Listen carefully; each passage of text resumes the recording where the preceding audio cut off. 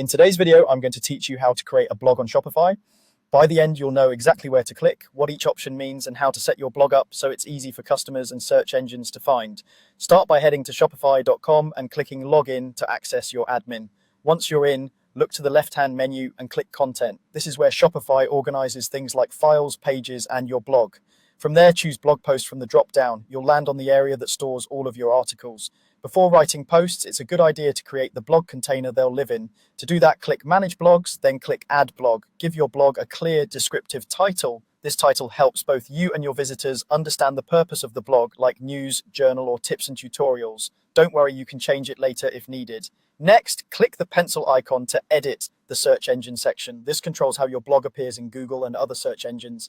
Add a concise page title that includes a keyword or two relevant to your store and audience. Below that, write a meta description, a short summary that encourages clicks. Aim for a natural sentence or two that explains what readers will find here, then set a URL handle. Keep it simple, lowercase, and separated by hyphens like store name blog or news.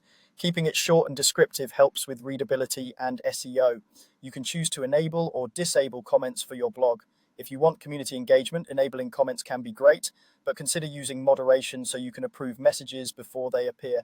If you prefer to keep things streamlined, disabling comments is perfectly fine. Now, choose the theme template your blog will use. This determines how the blog page looks on your storefront. If your theme offers multiple templates, pick the one that best matches your style and layout preferences. You can adjust the design later in your theme editor without affecting your blog content.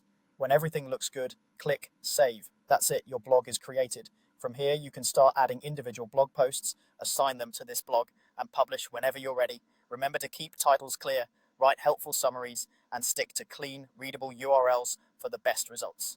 Thanks for watching. Don't forget to like and subscribe.